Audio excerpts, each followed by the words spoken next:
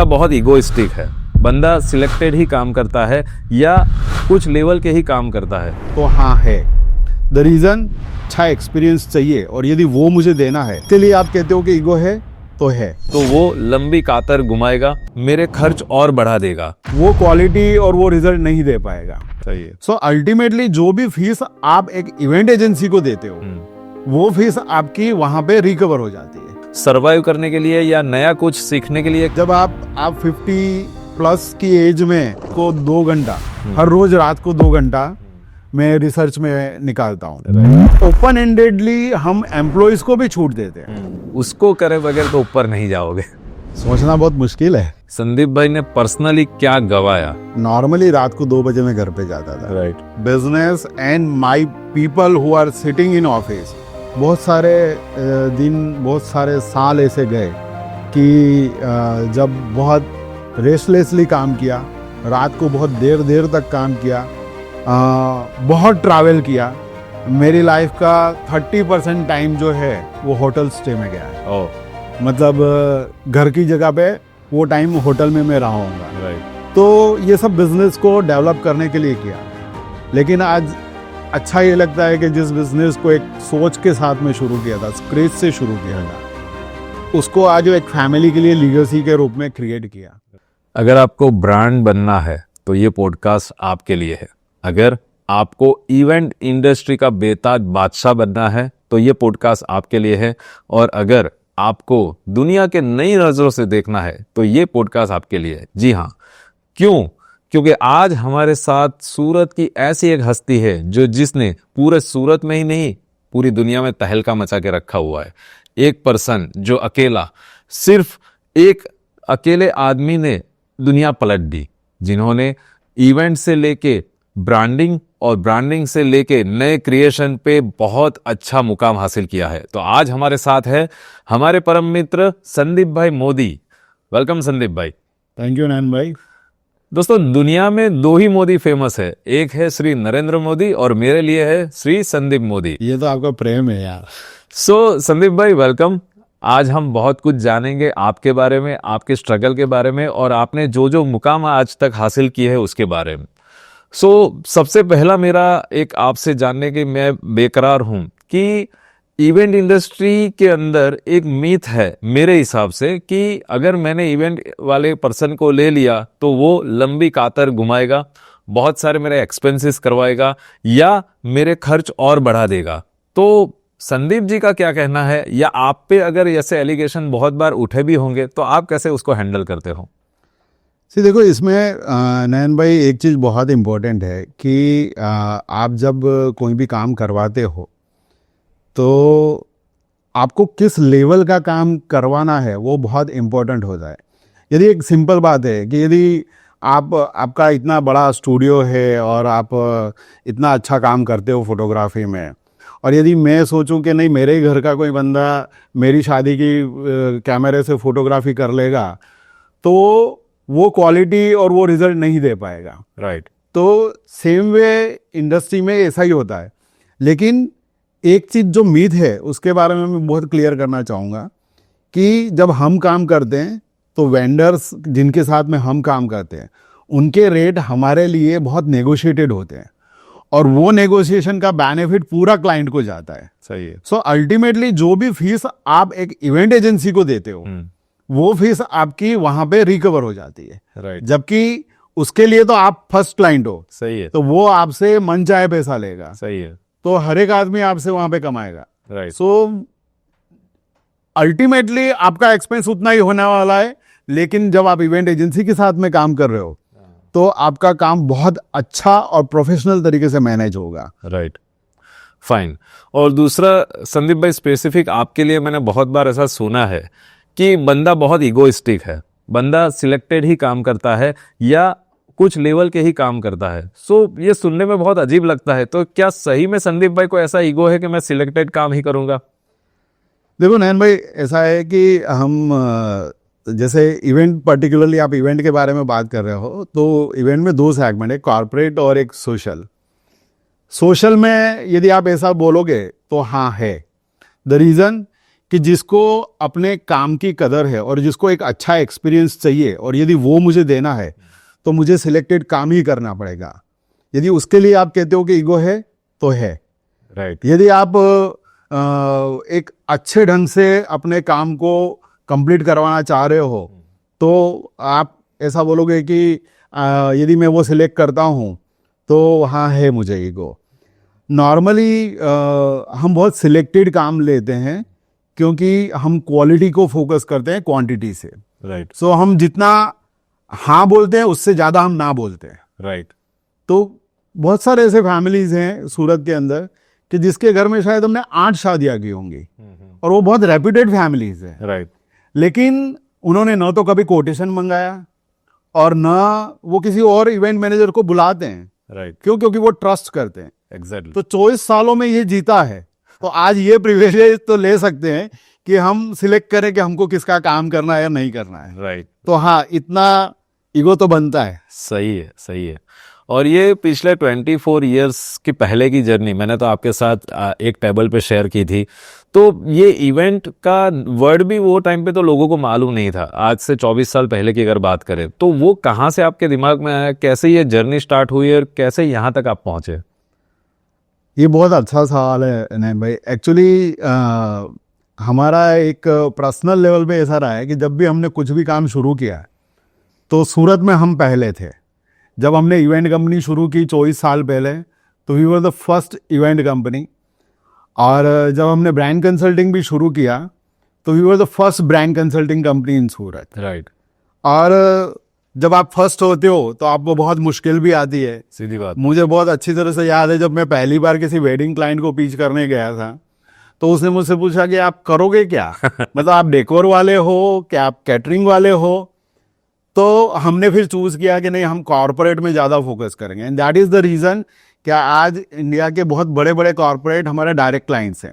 Right. क्योंकि वो उतने सालों से हमारे क्लाइंट हैं। राइट। आज हमारे पास जितने भी क्लाइंट हैं उसमें से बहुत सारे क्लाइंट ऐसे हैं जो 15-15, 20-20 साल से हम उनका काम कर रहे हैं। राइट। तो दैट इज़ द रीज़न।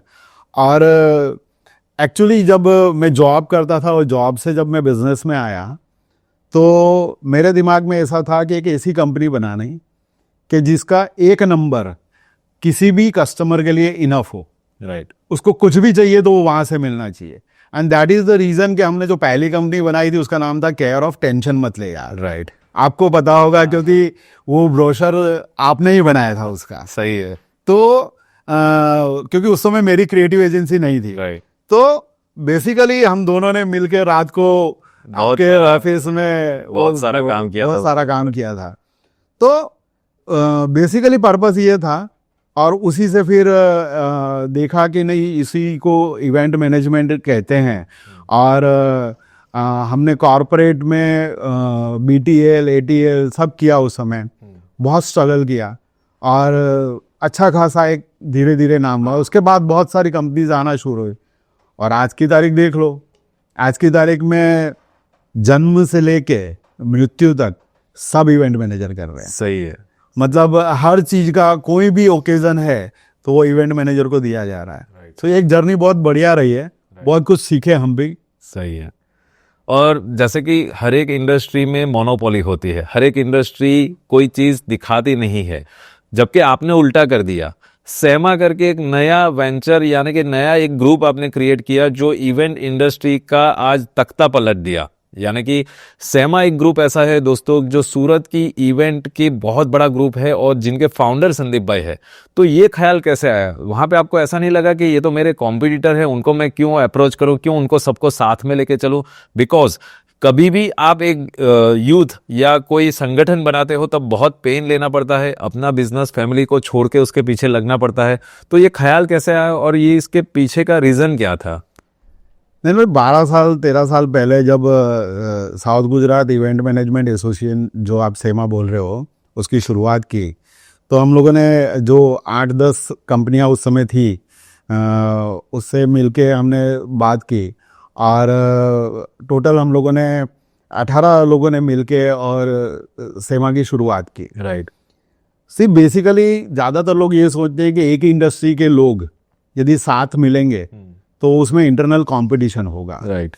लेकिन मुझे और हमारे सभी दोस्तों को ये पहले दिन से ही क्लियर था कि इससे कोलैबोरेशन होगा। एग्जैक्टली।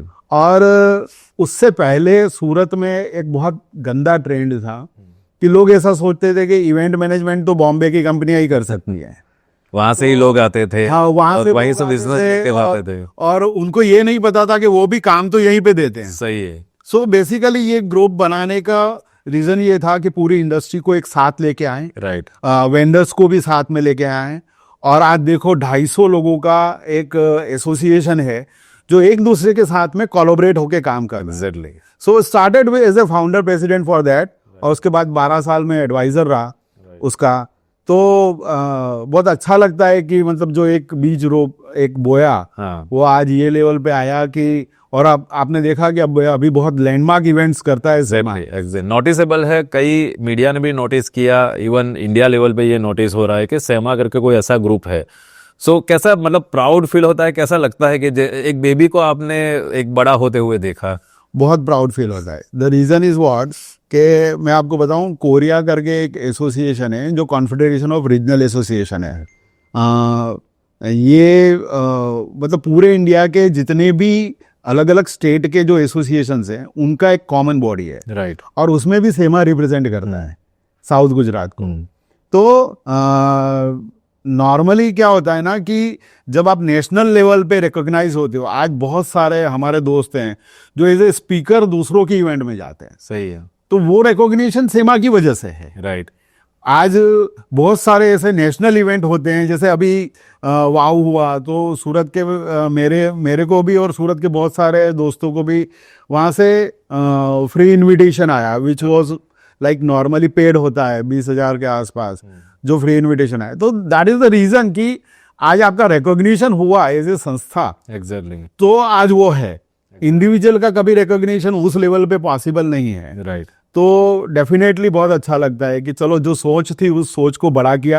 राइट। और मैं अकेला कुछ नहीं किया इसमें बहुत सारे दोस्तों ने सपोर्ट किया, और उसके बाद बहुत सारे प्रेसिडेंट्स बने जो धीरे धीरे इस चीज को आगे लेके गए के हुए। और अभी तो यूथ भी उसमें बहुत अच्छा काम कर रहा है। एग्जैक्टली। जो नई पीढ़ी है, मतलब सेकंड जनरेशन जो आ गया इवेंट मैनेजमेंट का, वो भी अच्छा काम कर रहा है। यूथ से मुझे याद आया कि ये पॉडकास्ट बनाने का हमारा भी एक मकसद है कि यूथ तक ये पहुंचे, बिजनेसमैन तक पहुंचे, एंटरप्रेन्योर कुछ इसमें से सीखे। तो संदीप भाई ऑनेस्टली बताइए कि आपने ये 25 साल की जर्नी में ऐसी क्या गलती की जो गलती आप वापस से दोहराना नहीं चाहोगे, और शायद ये माध्यम से हमारा यूथ भी बहुत कुछ आपसे सीख सकेगा? देखो नयन भाई, स्पेशली इवेंट्स और ब्रांड कंसल्टिंग दोनों जो बिजनेस है ना, उसके अंदर एंट्री बैरियर नहीं है। राइट। मतलब जैसे कि एक MBBS करके आप डॉक्टर बन सकते हो ना, ऐसा ना तो इवेंट मैनेजमेंट में है ना ब्रांड कंसल्टेंट में है। राइट। इसमें दोनों में आपको एक्सपीरियंस ही सिखाता है। एग्जैक्टली। राइट। पर जो नया यूथ जो आता है ना, उसको हमेशा एक प्रॉब्लम ये लगता है, जो हमने भी शायद कभी ऐसा कुछ एक काम ऐसे होते हैं कि जिसके अंदर आप कॉस्ट कॉम्प्रोमाइज करके काम उठा लेते हो। राइट। लेकिन अल्टीमेटली होता है या तो आप लॉस करोगे या क्वालिटी में कॉम्प्रोमाइज करोगे। राइट। तो हमेशा से मेरा ये एडवाइस रहता है कि भले कम काम करो, एग्जैक्टली। लेकिन अपने प्राइस में काम करो। एग्जैक्टली। राइट। जिससे आप क्वालिटी दे पाओ और क्लाइंट को सेटिस्फेक्शन दे पाओ, जिससे आपका रिपीट बिजनेस बहुत आएगा। एग्जैक्टली। आज पर्टिकुलरली ब्रांड कंसल्टिंग के अंदर भी हम देखते हैं कि आपको जैसे पता है कि सोशल मीडिया वगैरह 7-8 हज़ार 10 हज़ार में भी लोग करते हैं। हम आज से 5 साल पहले भी कुछ कंपनीज ऐसी थी कि जिसका खाली डिजिटल मार्केटिंग हम 1.25 लाख में करते थे। एग्जैक्टली। तो लोग मुझे पूछते थे कि यार आपको इतना पैसा कैसे देते हैं लोग, राइट। तो मैं उनको खाली इतना ही बोलता था कि बॉम्बे में कुछ एजेंसी ऐसी है जो 3 लाख भी लेती हैं। राइट। राइट। तो ये डिपेंड करता है कि एक्चुअली आप उसके लिए क्या क्वालिटी काम करने वाले हो, उसके पीछे आपकी क्या टीम काम करने वाली है। राइट। यदि आज मैं 40 लोगों या 45 लोगों की टीम लेके ऑफिस में बैठा हुआ हूं, तो उसकी एक कॉस्ट टू सर्व है, और यदि वो कॉस्ट टू सर्व यदि मैं नहीं ले रहा हूं, तो मैं मेरी बड़ी गलती कर रहा हूं। एग्जैक्टली। तो वो गलती कभी नहीं करनी।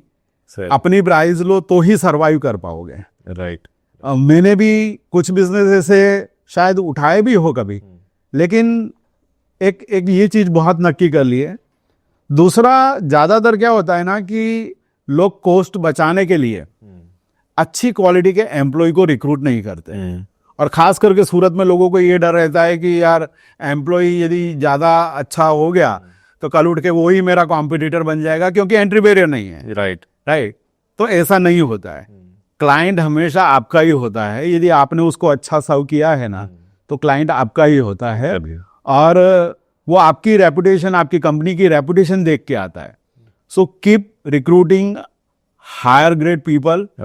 मतलब आज की तारीख में मैं बोलूँ ना कि मुझे ये गर्व है कि मेरी कंपनी में से कोई छोड़ के जाएगा ना, तो सूरत में शायद ही उसको कोई रिक्रूट कर पाएगा, क्योंकि उतनी सैलरी उसको देना मुश्किल है। सही है। तो क्वालिटी पीपल रखो तो क्वालिटी काम करोगे, और क्वालिटी काम करोगे तो क्वालिटी पैसा लेना पड़ेगा। एग्जैक्टली।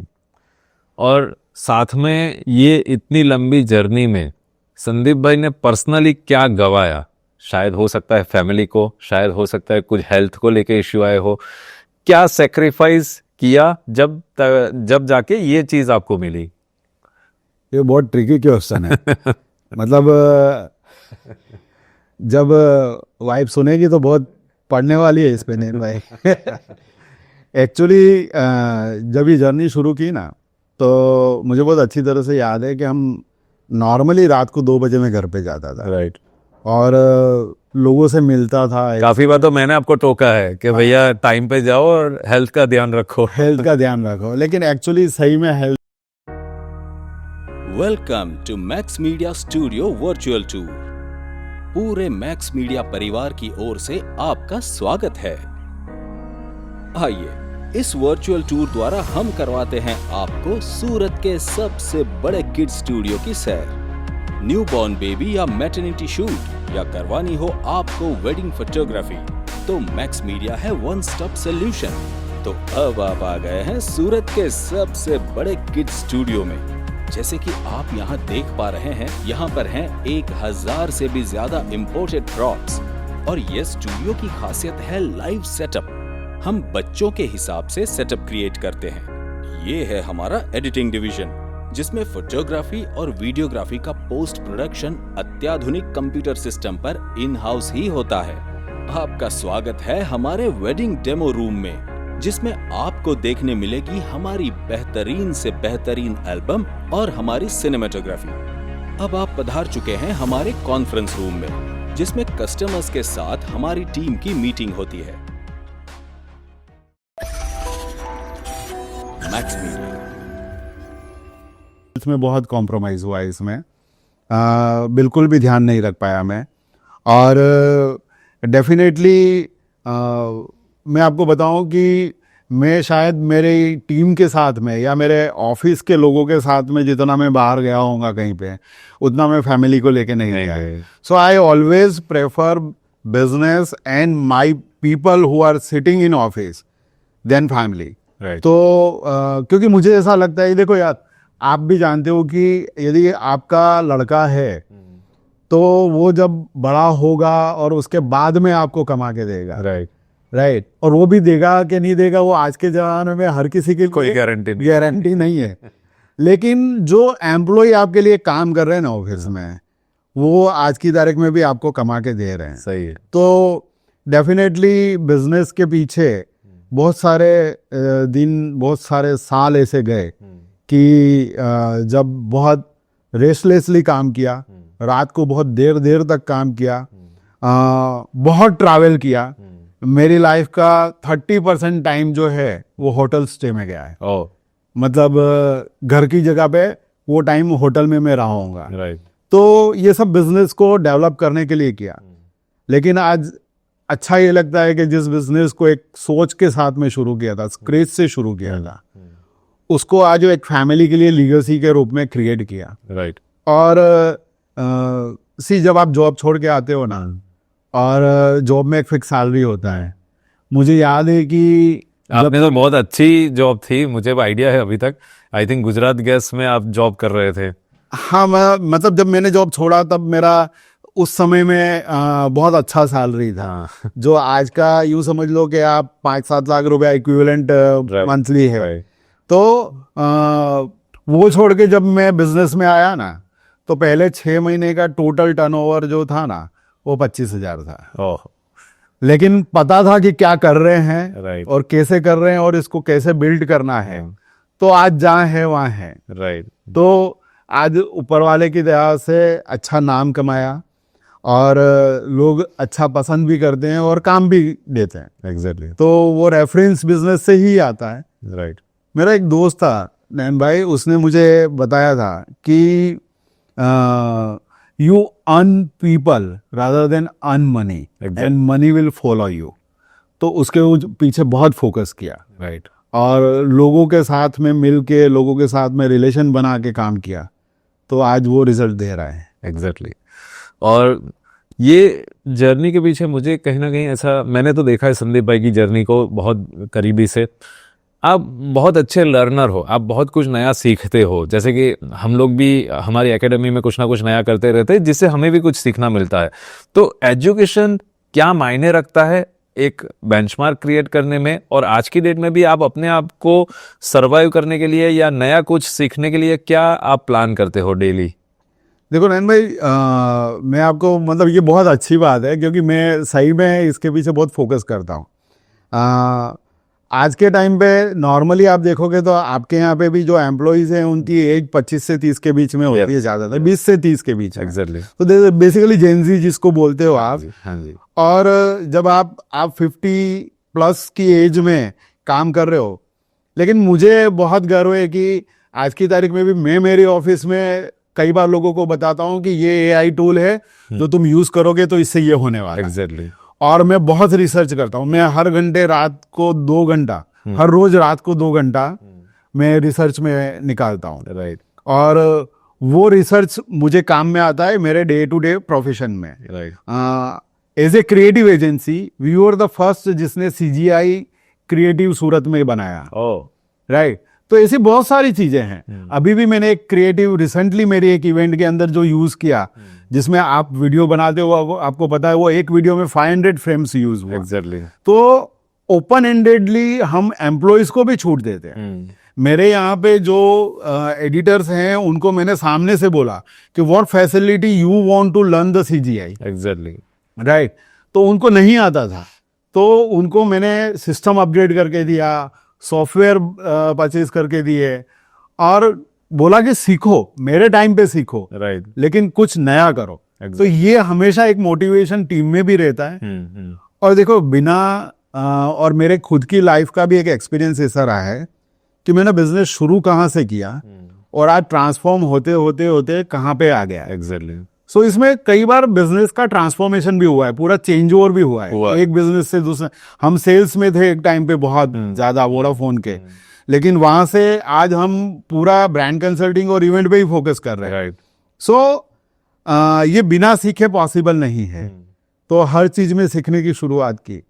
मैंने जब बिजनेस शुरू किया ना, तो जो मार्केटिंग के बेसिक्स है ना, उसको सीखने के लिए हमने नवरात्रि में पॉपकॉर्न के स्टॉल भी लगाए और उसको अलग अलग स्कीम से 10 दिन बेचा। राइट तो ये चीज सिखाती है आपको कि कस्टमर कहाँ से अट्रैक्ट होता है, कौन सी स्कीम से अट्रैक्ट होता है। राइट मैं बोलता हूँ ना कि हम लोग एक्सपीरियंस वाले MBA हैं। सही है और वहीं से सीखते हैं। राइट लोगों से सीखना है और लोगों को ही देना है। राइट और वही काम भी करता है एक्चुअली। फाइन।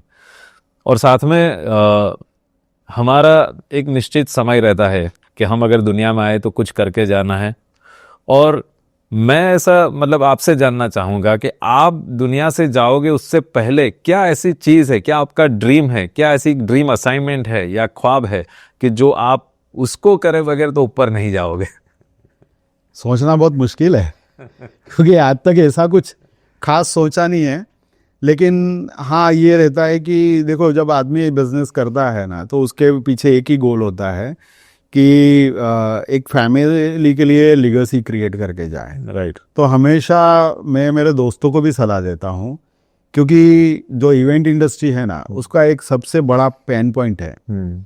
और ये खाली इवेंट इंडस्ट्री में नहीं, कोई भी प्रोफेशनल व्यक्ति है ना, उसका सबसे बड़ा पेन पॉइंट ये है कि वो बिजनेस तब तक है जब तक वो खुद है। एग्जैक्टली जिस दिन वो गया, चाहे आप सीए हो या डॉक्टर हो या इवेंट मैनेजर हो या कोई भी प्रोफेशनल हो, तो जिस दिन आप नहीं हो ना, वो बिजनेस खत्म है। राइट। तो मैं हमेशा ऐसा सोचता हूं कि व्यक्ति को कुछ ऐसा करके जाना चाहिए कि उसकी एक फैमिली के लिए एक पाइपलाइन जिसको बोलते हैं, राइट। जो एक लीगेसी है, वो क्रिएट होके जाए। तो इसीलिए मैंने ब्रांड कंसल्टिंग का काम शुरू किया था, and that was the reason. So diversify करने का मतलब ही ये होता है। तो मैं हमेशा लोगों को भी बोलता हूँ कि आप भी डाइवर्सिफिकेशन पे थोड़ा फोकस करो, और यदि जरूरत पड़े तो मैं उसमें हेल्प करने के लिए भी तैयार हूँ, क्योंकि मेरे पास उससे रिलेटेड बहुत सारे आइडियाज हैं। राइट। तो मैं हमेशा लोगों को ये सलाह भी देता हूँ और हेल्प करने की भी ट्राई करता हूँ कि कैसे एक दूसरा पैरेलल कुछ ऐसा खड़ा किया जाए कि जिससे आप हो या ना हो, आपकी फैमिली सरवाइव करे। एग्जैक्टली। और ये हमारे बहुत सारे दोस्त ऐसे हैं जो इवेंट मैनेजर्स थे, कुछ ऐसे भी रहे कि जिसमें एक्सीडेंट की वजह से वो अब इस दुनिया में नहीं रहे, और उसके बाद में हमने फैमिली की सिचुएशंस देखी है। राइट। तो वो देख के कभी कभी मुझे ऐसा लगता है कि नहीं यार, ये एक चीज है जो दुनिया में अपने को लोगों को सिखानी चाहिए, राइट। दोस्तों को सिखानी चाहिए। तो मैं हमेशा ये चाहता हूँ कि मेरे दोस्त जो हैं, जो इवेंट इंडस्ट्री से जुड़े हुए हैं, उनको मैं एटलीस्ट कुछ तो ऐसा सपोर्ट करूं कि जिससे या कुछ उनकी ऐसी हेल्प कर पाऊं कि जिससे वो अपनी फैमिली के लिए कुछ क्रिएट करके जाए। राइट। और साथ में अगेन व्यूअर्स के लिए स्पेशल क्वेश्चन है, या व्यूअर की तरफ से है आपके लिए क्वेश्चन, कि जैसे कि इवेंट इंडस्ट्री है तो मैंने देखा है कि कहीं ना कहीं सर्विस से तो ये चलती ही है, लेकिन रिलेशनशिप भी इतनी ही डेवलपमेंट करना पड़ता है, या रिलेशन बनाए रखने रहते हैं। जैसे कि मान लीजिए कि कभी किसी की शादी गई तो 10-15 साल तक वो आपको याद नहीं करेंगे, लेकिन आपकी एक क्वालिटी है कि आप कहीं ना कहीं उनके साथ रिलेशन मेंटेन रखते हो, सालों साल तक उसके साथ किसी भी तरह टच में रहते हो। तो मैं शॉर्ट में जानना चाहूंगा कि ये क्या राज है, इसके पीछे का सीक्रेट क्या है, ये आप कैसे मेंटेन कर लेते हो? रीजन सिंपल है कि मैंने आपको पहले ही बताया कि हम बहुत चूज करके काम लेते हैं। ओके, तो जब आप चूज करके काम लेते हो तो आप उसके साथ में और उसकी पूरी फैमिली के साथ में इन्वॉल्व होते हो, क्योंकि आपको एक एक्सपीरियंस क्रिएट करना है। राइट। और जब आप ऐसा करते हो तो डेफिनेटली फैमिली बॉन्डिंग हो जाता है। एग्जैक्टली। बहुत सारे क्लाइंट ऐसे हैं कि जिनके लिए शायद हमने एक शादी की होगी या उनका कुछ कॉर्पोरेट इवेंट किया होगा, और आज उनके साथ में हमारे फैमिली टर्म्स हैं। एक क्लाइंट तो ऐसे भी हैं कि जिनकी हमने शुरुआत शादी से की थी, और वो ही फिर मेरे सबसे बड़े ब्रांड कंसल्टिंग के क्लाइंट हुए। राइट। और आज की तारीख में वो इंडिया की बहुत बड़ी ब्रांड है। तो क्योंकि उनके साथ में हमने 2015 से शुरुआत की, तो ऐसी एक जर्नी, एक रिलेशनशिप बनता है। राइट। और ये क्लाइंट हमेशा ऐसे होते हैं कि जो एक सिंगल कॉल पे आपको बोलते हैं कि ये तारीख लिख लेना। एग्जैक्टली। तो वो आपने वो चीज कमाई है, या बोल सकते हैं कि वो रिलेशनशिप या वो एक ट्रस्ट आपने बिल्डअप किया है, तब जाके क्लाइंट आपको एक फोन पे डेट बुक करवा देता है। बाकी आज की डेट में तो मतलब बहुत सारी फॉर्मेलिटीज से इवेंट वाले को गुजरना पड़ता है। बेसिकली एक सिंपल सा जो कारण है ना इसका पीछे, वो यही है कि यदि आप अपने काम में क्वालिटी को फर्स्ट प्रेफरेंस दोगे क्वांटिटी की जगह पे, तो ये हमेशा लीगेसी खड़ी करेगी आपके बिजनेस के लिए। राइट है। राइट। तो आप यदि क्वालिटी काम कर रहे हो तो डेफिनेटली कस्टमर आपके साथ में हमेशा जुड़ा रहना चाहिए। एग्जैक्टली। और आज बहुत सारी फैमिलीज ऐसी हैं सूरत के अंदर कि जिनके सोशल फंक्शन भी हम करते हैं, कॉर्पोरेट भी हम करते हैं, और उन्होंने हमको बहुत सारी कंपनी में इंट्रोड्यूस भी करवाया। Exactly. Just like a family member आप बन गए हो। राइट। जैसे होता है ना कि फैमिली डॉक्टर, वैसे हम फैमिली इवेंट कंपनी है और फैमिली ब्रांड कंसल्टेंट है। और रिसेंटली जैसे मैक्स मीडिया ने भी आपके साथ अभी एक रिसेंटली काम किया है जिसमें Guinness book of world record attempt किया था क्लाइंट ने, और वो इवेंट को मैंने बहुत ही माइक्रो लेवल पे देखा था। तो जो हिसाब से आपने पूरा डिजाइन किया, 0.0 एरर से आपने इतनी बढ़िया इवेंट निकाल के दी। तो थोड़ा बहुत वो इवेंट के बारे में अपने व्यूअर्स को आप बताइए कि क्या इसके पीछे आपकी मेहनत थी। आप जैनम ब्रोकिंग के इंडियन ऑप्शन कॉन्क्लेव की बात कर रहे हो। इंडियन ऑप्शन कॉन्क्लेव हम पिछले 3 साल से हम उनके लिए कर रहे हैं, और हर साल स्केल बड़ा होता जाता है। इस बार 22,000 लोगों ने वो इवेंट अटेंड किया। ओके। और उसमें हमने Guinness book of world record भी बनाया। हम 6 महीना काम करते हैं उस इवेंट के ऊपर, उसका मार्केटिंग भी पूरा हम करते हैं, राइट। और उसका इवेंट एग्जीक्यूशन भी हम पूरा करते हैं। नैन भाई, जैसे कि मैंने आपको बताया ना कि यदि आपको काम करना है ना तो पूरी शिद्दत के साथ काम। एग्जैक्टली। उस इवेंट के अंदर हमारा 150 लोगों का क्रू रहता है, ओह, हर चीज को माइक्रो लेवल पे मैनेज करने के लिए, क्योंकि उसमें बहुत सारी चीजें ऐसी है ना कि जो बहुत सेंसिटिव होती है। जैसे कि हम फर्स्ट दिन उसमें लाइव ट्रेडिंग करवाते हैं।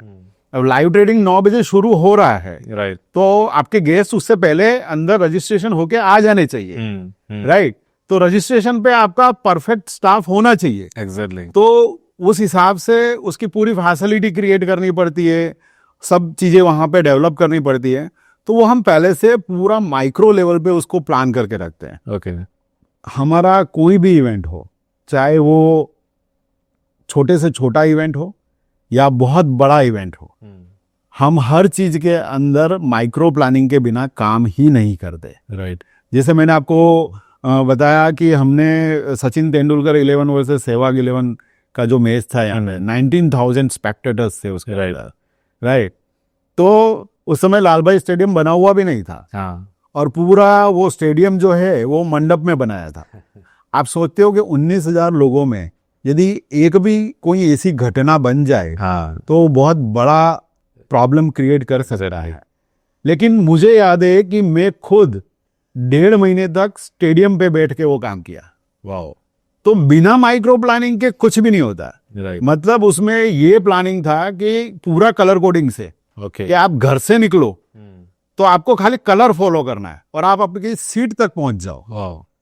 मतलब पार्किंग भी वही कलर कोड पे, रोड पे हर जगह साइनेज भी वही कलर कोड के आप लास्ट में आपकी सीट तक जा रहे हो, वहां तक आपको खाली कलर कोड फॉलो करना है। राइट। तो यदि कोई भी काम प्रॉपर प्लानिंग के साथ में करोगे तो आपको सक्सेस मिलने ही वाला है। सेम वे आईओसी में है। इंडियन ऑप्शन कॉन्क्लेव इस बार 685 सिटी से सूरत में लोग आए। ये पहला इवेंट है कि जिसके अंदर इतनी सारी सिटी से, मतलब 28 स्टेट से और 685 सिटी से सूरत में लोग आते हैं। ओके। मतलब ऐसा कोई इवेंट नहीं है जिसके अंदर इतनी सिटी से सूरत में लोग आते हैं। ग्रेट।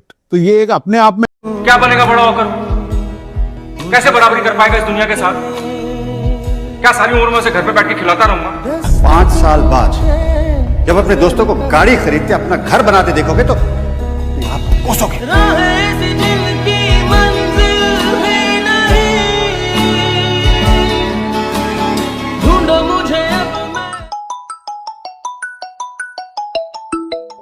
हेलो मेहुल भाई, आज बहुत खुशी का दिन है। पता है मेरी जॉब लग गई। अच्छा, क्या बात कर रहा है? कितनी सैलरी है? पूरे 50,000। 50,000? पर तेरे में तो कोई स्किल भी नहीं है, फिर भी 50,000? सच बोल रहा हूँ भाई, हमारे बोर्ड एग्जाम खत्म होने के बाद मैंने मैक्स मीडिया एकेडमी से वीडियोग्राफी का कोर्स किया था। ये मैक्स मीडिया क्या है? मैक्स मीडिया एकेडमी, तुझे पता है मैक्स मीडिया एकेडमी अपने सूरत की बेस्ट एकेडमी है, जहाँ पर photography, videography, cinematography, photo editing और भी बहुत सारे कोर्स कराते हैं। और तो और इनकी सबसे अच्छी बात है कि तुम्हारे स्किल्स के हिसाब से तुम्हारा कोर्स खत्म होने के बाद तुम्हें एक जॉब भी अच्छी सी प्रोवाइड कराते हैं। अगर आप भी अपनी फोटोग्राफी स्किल्स को बढ़ाना चाहते हो तो मैक्स मीडिया एकेडमी आपके लिए लेकर आई है बहुत सारे बेहतरीन ऑप्शंस, जिसके अंदर आपको फोटोग्राफी, वीडियोग्राफी, सिनेमेटोग्राफी, एडिटिंग और भी बहुत सारे कोर्सेज सीखने को मिलेंगे जो आपकी स्किल को एक लेवल अप कर देगा। तो आज ही विजिट कीजिए मैक्स मीडिया एकेडमी जो है near Pal RTO Adani. Thank you. एक लैंडमार्क बन गया है, राइट। तो वो जब आप इतने लोगों को, पूरा इंडिया आपको देखने के लिए आ रहा है, हाँ, तो you should be prepared enough for that. Exactly. और जैसे कि सूरत, मतलब वैसे मेट्रो सिटी में अभी गिना जाता है, सूरत बहुत प्रोग्रेसिव है, फिर भी कहीं ना कहीं सूरत के इवेंट इंडस्ट्री के पर्सन को अंडर एस्टिमेट किया जाता है। जब आपके सामने ऐसी कोई चैलेंज आती है, जब आपके सामने कस्टमर आज की डेट में भी संदीप मोदी को चैलेंज करता है, तब वो आप कैसे उसको, वो सिचुएशंस को हैंडल करते हो? नॉर्मली ऐसा एक ट्रेंड है, लोगों के दिमाग में ऐसा परसेप्शन है, खास करके सोशल इवेंट्स के बारे में, बट हमारे साथ में ये नहीं होता है। द रीजन इज व्हाट, कि आज बहुत बड़े बड़े कॉरपोरेट्स हैं जो जैसे अदानी है, एसीसी है, अंबुजा है, राइट। वोडाफोन हमने, आई थिंक अदानी के साथ अभी आपने कुछ काम किया। हाँ अभी बहुत एक अच्छा लैंडमार्क इवेंट किया। एमएनएस है, बहुत सारी ऐसी कंपनीज है कि जिनके साथ में हम काम करते हैं, तो वो लोग बहुत ट्रस्ट करके काम देते हैं। इंडिया की टॉप कंपनी जो बोलते हैं ना कि मतलब जैसे विस्क्राफ्ट हुआ, राइट। ऐसी कंपनी के साथ में हम compete करके काम करते हैं। तो अभी भी जो हमने काम किया तो they were one of the leading company. Company की जो उसमें पिच कर रहे थे, राइट। तो ऐसी कंपनी के साथ में जब आप फाइट करके काम उठाते हो तो डेफिनेटली आपका क्वालिटी, आपकी रेपुटेशन, आपका क्रेडेंशियल बहुत महत्व का रहता है। और 24 साल में वही कमाया है। Right right. 24 साल में वही क्रेडेंशियल कमाया है कि आज अपने पे कोई भी डाउट करके काम नहीं देता। सेम वे यदि ब्रांड कंसल्टिंग की बात करूँ ना, तो मेरी ऑफिस में आने से पहले लोगों को ये पता होता है कि मुझे यहाँ क्या मिलने वाला है। एग्जैक्टली। तो वो रेपुटेशन पे ही लोग आते हैं, वो क्रेडेंशियल पे ही लोग आते हैं। राइट। ब्रांड यानी कि एक ऐसी चीज की जो तख्ता पलट सकती है, या वो एक ब्रांड ऐसी है कि पीढ़ियों की पीढ़ी वहां से काम कर सकती है। तो संदीप भाई, मैं ये जानना चाहूंगा कि ये ब्रांड अवेयरनेस का कॉन्सेप्ट कैसे आया, इवेंट के साथ इसको कैसे मर्ज किया, और ब्रांडिंग में आज की डेट में मैंने देखा है कि कई लोग ब्रांडिंग में लाखों रुपए गवा सकते हैं या गवा देते हैं, फिर भी कुछ उनको हाथ में नहीं आता है। तो क्या इसके पीछे का कारण हो सकता है आपके हिसाब से? बेसिकली पहली बात तो ये है कि मैं इसको दोनों सेपरेट वर्टिकल है कंपनी के अंदर। ब्रांड कंसल्टिंग का भी एक अपने आप में पूरा वर्टिकल है हमारे यहाँ, और इवेंट का भी, तो हम दोनों को अलग से ट्रीट करते हैं। राइट।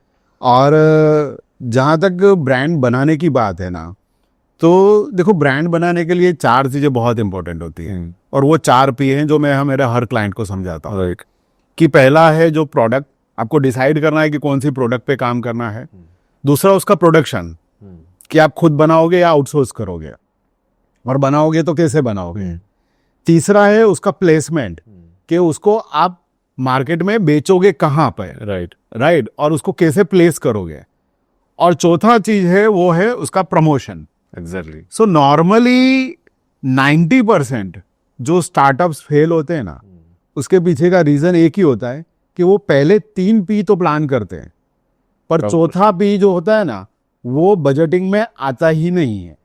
और वो होता क्या है कि वो उसको जब शुरू करना चाहते हैं ना, तो वो ऐसा सोचते हैं कि ये जो प्रोडक्ट बेच के जो मैं कमाऊंगा ना, उसी में से वो खर्चा करूंगा। एग्जैक्टली। तो एक्चुअली वो उसको इन्वेस्टमेंट में, क्योंकि देखो जब आप इन्वेस्टमेंट प्लान करते हो, कोई भी बिजनेस आप शुरू करते हो, तो आप एक इन्वेस्टमेंट प्लान करते हो। एग्जैक्टली।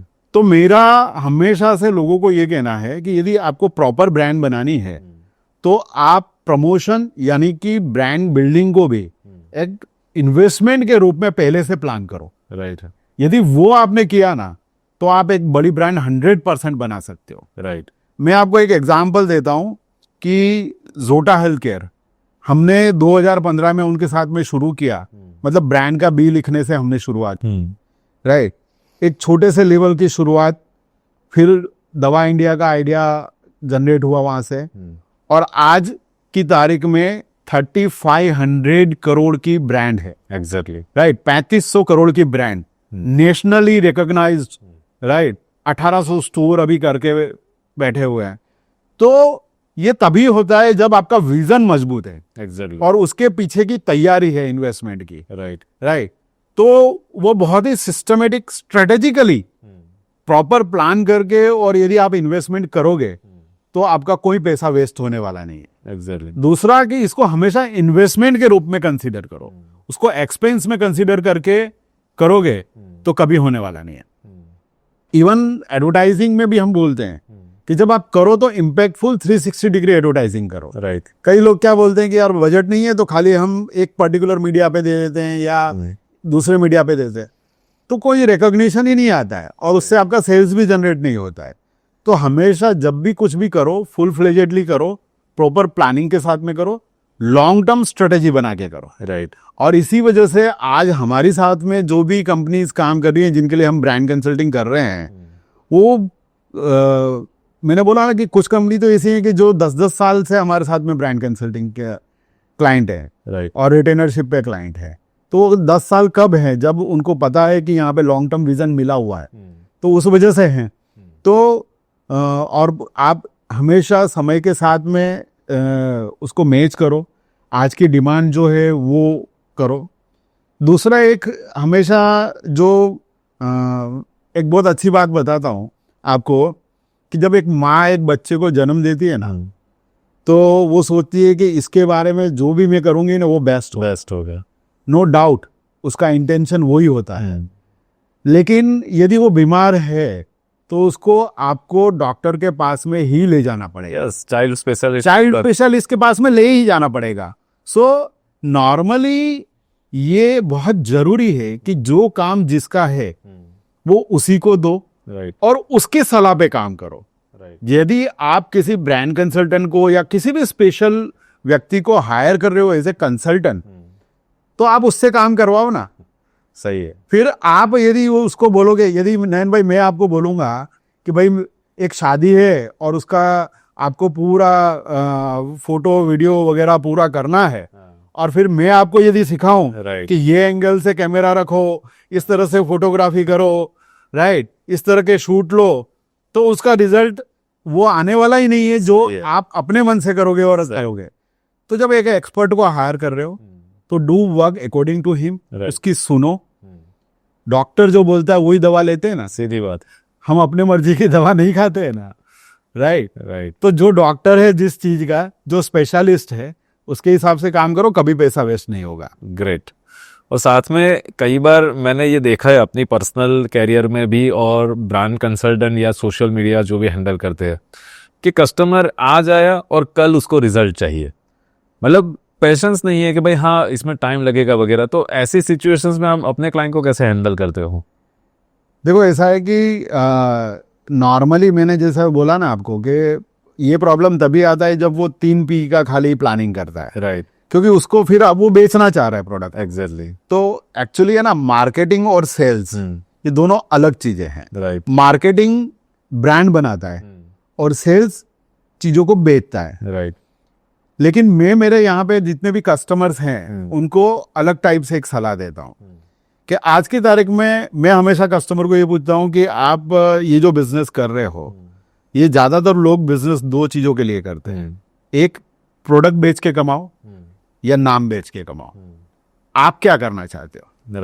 राइट। यदि आप प्रोडक्ट बेच के कमाना चाहते हो तो ज्यादा से ज्यादा 10-15%, 20% मार्जिन से काम करोगे, राइट।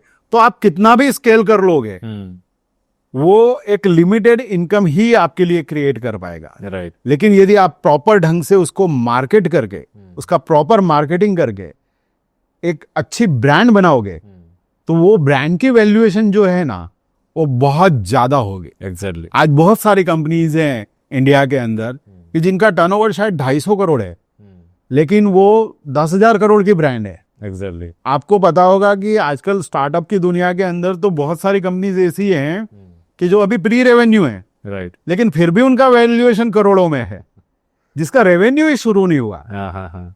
अरे व्हाट्सएप की बात कर लो ना, राइट। व्हाट्सएप का क्या रेवेन्यू है? 0। हाँ। लेकिन उसका वैल्यूएशन कहाँ है? सो बेसिकली वो ब्रांड बनानी बहुत जरूरी है यदि आप कोई भी बिजनेस कर रहे हैं। राइट। जितने भी बड़े कॉर्पोरेट्स हैं, आप सोचते हो कि वो प्रोडक्ट बेच के कमा रहे हैं, कोई नहीं कमा रहा है। जितनी भी एमएनसीज है, चाहे वो रिलायंस हो या कोई भी कंपनी हो, वो सब अपनी ब्रांड की वैल्यूएशन क्रिएट करते हैं और उसी से उनके स्टॉक की वैल्यू डिपेंड करती है। Exactly. और उसी से उनके शेयर का जो मार्केट वैल्यू होता है वो उसी से क्रिएट होता है। और वो पूरा रिवर्स सोचना पड़ेगा चीजों को कि भाई पहले ब्रांड बनाओ फिर इनकम क्रिएट होगी। एग्जैक्टली। और ये लॉन्ग टर्म है। मतलब जैसा कि आपने पूछा कि भाई कल से ही मेरे को रिजल्ट चाहिए, तो ये कभी भी पॉसिबल नहीं है। राइट। बच्चा धीरे धीरे ही बड़ा होता है, और जब वो एक 25 साल, देखो आप जब बॉर्न बेबी होता है तो ये तो नहीं सोचते हो ना कि दूसरे दिन से वो आपको कमा के भी देगा। सही है। तो पहले आप क्या करते हो? पहले आप उसके परवरिश पे ध्यान देते हो, उसको संस्कार सिखाते हो, फिर उसको धीरे धीरे बड़ा करते हो, उसको एजुकेट करते हो। राइट। और एजुकेट करके उसको कमाने के लायक बनाते हो। कंपनियां भी ऐसे ही नर्चर होती है। राइट। कोई भी ब्रांड भी ऐसे ही नर्चर होती है कि उसको लॉन्ग टर्म में जितना बड़ा करोगे, धीरे धीरे धीरे धीरे बड़ा करोगे, और बड़ा करने के बाद में एक समय ऐसा आएगा कि जब वो आपको रिटर्न देगा। एग्जैक्टली, तो वो रिटर्न की राह तो आपको देखनी ही पड़ेगी। राइट। सो पुराने जमाने में भी कहावत थी ना कि वो बोलते थे ना कि एक यदि आप दुकान शुरू कर रहे हो तो इतने एक्स दिन तक आपका मतलब बोर रहना चाहिए, राइट। और उसके बाद में ही आप उसके अंदर कमाने का सोचो। तो दोस्तों, अब हम संदीप भाई के साथ रैपिड फायर राउंड खेलेंगे, जो उनके बिजनेस, उनके प्रोफेशन या उनके पर्सनल लाइफ के साथ जुड़ा रहेगा। सो संदीप भाई, सबसे पहला क्वेश्चन है, सिर्फ सिलेक्टेड काम आपने क्यों चुना? क्वालिटी कॉन्शियस, थोड़ा एटीट्यूड, या काम के लेवल को हाई करना? तीनों। ओके। कमीशन वाली छवि आपकी क्यों नहीं बनी? पुराने अनुभव, इंडस्ट्री में कुछ अलग से आपका मुकाम है, या लोगों की ऐसी सोच है? एथिकल काम करने की पहले दिन से ही तमन्ना। फाइन। सबसे बड़ी इवेंट और challenge, celebrity wedding, corporate show, या म्यूजिक? कॉर्पोरेट। एमएनसीज डील सच्ची या स्टंट? संदीप भाई, आपके लिए सच्ची है, मार्केटिंग का कमाल है, या नेटवर्किंग का स्ट्रांग है? सच्ची बात है, और आज अनुभव और रेपुटेशन का कमाल है। फाइन। संदीप भाई का सबसे बड़ा डर कौन सा है? मतलब कुछ गंवा देना, या फैमिली डिस्टर्ब होना, या नाम डिस्ट्रॉय होना? हमेशा ये रहता है कि कोई ऐसा काम ना करो कि जिससे नाम खराब हो। ग्रेट। लोग ब्रांड क्यों नहीं बना पाते हैं? कंसिस्टेंसी नहीं होती है, गलत डिसीजन होते हैं, या सिर्फ डिजाइन पर फोकस करते हैं? कंसिस्टेंसी नहीं होती है। आपकी एजेंसी सबसे अलग क्यों है? क्लाइंट आपके वीवीआईपी है, ऑनरशिप है, या आपका क्रिएटिविटी में दम है? क्रिएटिविटी में दम है, और उसकी ब्रांड के पीछे अपनी समझ के इन्वॉल्वमेंट है। ग्रेट। कभी भागने का मन किया आपने कोई भी इवेंट से? पेमेंट अटक गया इसके लिए भाग गए, टीम गायब हो गई उसके लिए भाग गए, या आज तक आपने ऐसा सोचा भी नहीं? कभी सोचा भी नहीं और सोचेंगे भी नहीं। ग्रेट। क्या खोया और क्या पाया अभी तक? लोगों का प्यार, दोस्ती, और बहुत सारा फेम? तीनों। ग्रेट। सबसे बड़ी गलती कौन सी है संदीप भाई? बिना कॉन्ट्रैक्ट के आपने काम किया, टीम पे ब्लाइंड ट्रस्ट कर लिया, या क्लाइंट की बातों में आ गए? एक आध दो बार ऐसा हुआ है कि बिना कॉन्ट्रैक्ट किए काम किया। ग्रेट। सो ये था हमारा रैपिड फायर राउंड, और इसके बाद में हम संदीप भाई से पूछना चाहेंगे अगेन ब्रांड के बारे में कि संदीप भाई, मैंने तो ऐसा सुना है कि आपने ऐसे मिथ फैला के रखी है कि एमएनसी कंपनी के काम आप करते हैं, सूरत से लेके मतलब एएमएनएस या वोडाफोन या बड़ी बड़ी कंपनियों का आप डींगे हाँकते हो, ऐसा मैंने सुना है। तो क्या ये सच है, या आपका कोई मार्केटिंग स्टंट है, या सही में आपने ये काम किया है? अब हर कोई हो गया है डिजिटल, सब बिजनेस है ऑनलाइन, अब हर कोई है वर्चुअली विजिबल। तो आपके बिजनेस को भी ऑनलाइन लाइए। Product photography, documentary, TV ad, jewellery photography, आपके कंपनी की वर्चुअल टूर, रियल एस्टेट और interior design photography and cinematography, special drone shoot, ये सभी सर्विसेज अंडर वन रूफ, यानी max media. Theme design, story writing, voice over, cinematography and movie making, post production के साथ ये सारी services का one stop solution, यानी मैक्स मीडिया। ये सही है कि हमने काम किया है। हमने वोडाफोन के लिए जब हमने एक आइडिया जनरेट किया, हजगांव से, हज के टाइम से शुरू की, तो वो काम हमने 10 साल किया। वाओ। और पूरा रूरल पेनिट्रेशन करके दिया। ग्रेट। 20 लाख कस्टमर से हमने 1 करोड़ करके दिए। इसी तरह से आज बहुत सारी एमएनसीज हैं कि जो हमारे साथ में काम करती हैं। कुछ एमएनसीज ऐसे भी हैं कि जिन्होंने नेशनली वो लोग काम करवाते थे, लेकिन जब हमारा काम देखा तो पहले वो लोग हेजिटेट थे कि हम रीजनल लेवल पे वो काम करवाएं कि नहीं करवाएं। लेकिन जब अब आज की तारीख में वो रिजल्ट देखते हैं तो कंटिन्यूअसली पिछले कई सालों से हमारे साथ में जुड़े हुए हैं। तो ये हकीकत है कि हम सूरत में बैठ के भी एमएनसीज के लिए काम करते हैं। राइट। और ये भी हकीकत है कि हमने सूरत की लोकल ब्रांड्स को नेशनल लेवल पे ले गए। ओके। तो ये दोनों तरफ से हमारा क्रेडेंशियल है और आज की तारीख में हम इंडिया की टॉप एजेंसीज को सूरत में बैठ के कम्पीट करते हैं। ग्रेट। और ब्रांडिंग के बारे में आपका क्या मैसेज है व्यूअर्स के लिए कि क्यों ब्रांडिंग जरूरी है या ब्रांडिंग के क्या फायदे हैं? वैसे तो आपने काफी कुछ उसके बारे में बता दिया है, फिर भी एक शॉर्ट नोटिस में अगर आपको कुछ बताना हो तो। देखो, रियली बिजनेस करके कमाना है ना, तो वो नाम बेच के ही कमा सकता है कोई भी इंसान। सो बिना ब्रांड वैल्यूएशन के कोई भी बिजनेस का कोई मतलब ही नहीं है। आज हर एक बिजनेस के अंदर ब्रांड वैल्यूएशन पॉसिबल है। मैंने तो देखा है कि कुछ कंपनीज ऐसी भी हैं कि जो इवेंट बिजनेस में है और उन्होंने भी अपनी ब्रांड बना के और वैल्यूएशन के बेस पे उसको लिस्टेड करवाया है। राइट। तो अभी रिसेंटली एनएसी के एमडी जब सूरत में आए थे, चैम्बर ऑफ कॉमर्स का एक फंक्शन था उसमें, तो उन्होंने भी बोला कि एक छोटे से छोटे एसएमई को भी अपनी कंपनी को लिस्टेड करवाना चाहिए। राइट। क्योंकि वो कंपनी तभी बड़ी बनेगी कि जब उसका मार्केट में शेयर आएगा। एग्जैक्टली। और मैंने अभी सुना सर कि आपने SGCCI में भी एज अ ब्रांड कंसल्टेंट वहां पे कोई पर्टिकुलर डिवीजन आपको मिला हुआ है? एज ए कंसल्टेंट नहीं, बट मैं वहाँ का ब्रांडिंग एंड मार्केटिंग कमेटी का चेयरमैन हूँ। ओके। तो क्या एक्टिविटी रहती है उसमें? सो नॉर्मली हमारी कोशिश ये है कि हम सूरत की जो बिजनेस कम्युनिटी है, क्योंकि यहाँ पे SME MSME बहुत हैं जिनको एक्चुअली एक नॉर्मली यदि आप किसी SME और MSME से पूछोगे ना, तो उनके लिए ब्रांडिंग मतलब क्या, एक लोगो बनाना, एक अच्छी वेबसाइट बनाना और बस थोड़े बहुत अच्छे क्रिएटिव सोशल मीडिया पे जा रहे हैं। राइट। लेकिन एक्चुअली हकीकत ये नहीं है। राइट। इसके पीछे बहुत सारी स्ट्रेटेजीज काम करती हैं। प्रॉपर डिजिटल प्लानिंग होता है, प्रॉपर मीडिया प्लानिंग होता है और वो सब चीज़ों को मिला के और कंटिन्यूअसली काम करोगे तब जाके ना ब्रांड बनती है।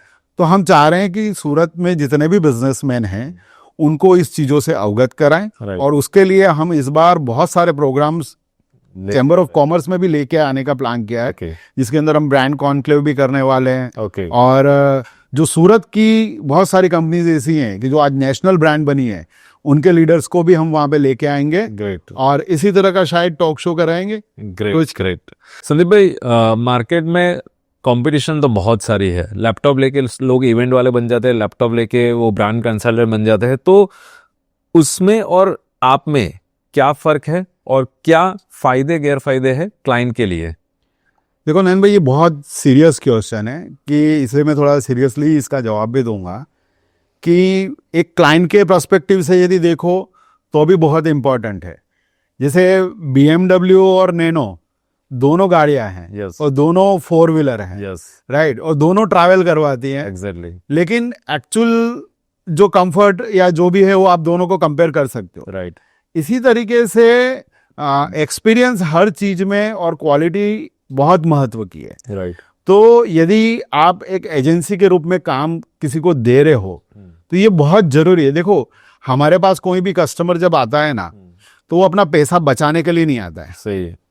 वो ब्रांड के पर्सपेक्टिव को बड़ा करने के लिए आता है। एग्जैक्टली। वो ब्रांड मतलब क्या कि एक प्रोडक्ट नहीं है, लेकिन लोग आपको याद किस तरीके से रख रहे हैं वो ब्रांड है। एग्जैक्टली। तो यदि वो करना है तो उसके पीछे प्रॉपर स्ट्रेटेजी से काम करना पड़ेगा, लॉन्ग टर्म स्ट्रेटेजी से काम करना पड़ेगा और उसके लिए एक अनुभवी एजेंसी की जिसके पास उसके लिए प्रॉपर स्टाफ है।